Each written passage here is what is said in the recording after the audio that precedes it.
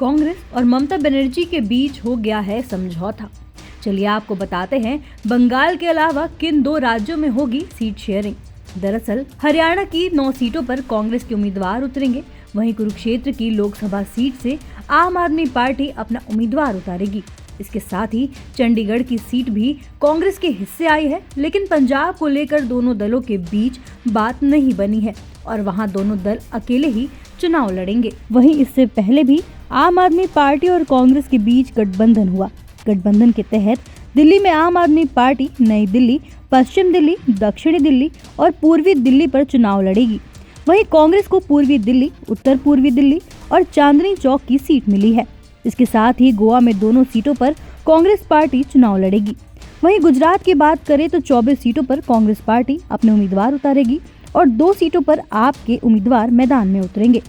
इसके साथ ही दोनों पार्टियों के बीच असम और मेघालय में भी समझौता हुआ है। कांग्रेस टीएमसी को मेघालय में पूरा सीट देने को तैयार है। इसके अलावा असम में भी कांग्रेस टीएमसी के लिए एक सीट छोड़ेगी। बता दें, इससे पहले ये माना जा रहा था कि टीएमसी इंडिया गठबंधन से अलग होकर चुनाव लड़ेगी और वो बंगाल में कांग्रेस को 2 सीटों से ज्यादा नहीं देगी। हालांकि कांग्रेस 2 से ज्यादा सीटों पर चुनाव लड़ने की बात पर कायम थी।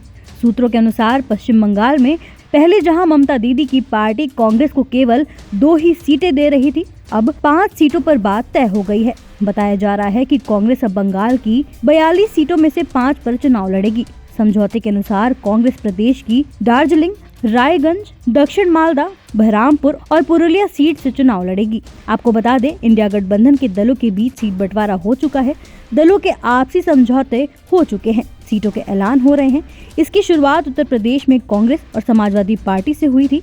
शनिवार को आप और कांग्रेस के बीच समझौता तय हो गया। वहीं इसी बीच खबर ये भी रही कि अब कांग्रेस और टीएमसी के बीच सीट बंटवारा हो चुका है। देखिए, शुरू से आम आदमी पार्टी इंडिया गठबंधन का एक महत्वपूर्ण स्तंभ रहा है।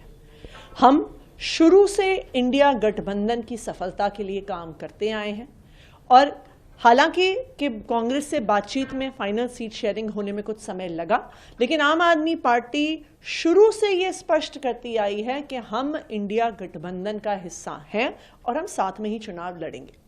आज फाइनली इंडिया गठबंधन में एक मल्टीपल स्टेट्स की सीट शेयरिंग की घोषणा हुई है, जिसमें दिल्ली, जिसमें हरियाणा, जिसमें गुजरात, जिसमें चंडीगढ़, जिसमें गोवा शामिल है।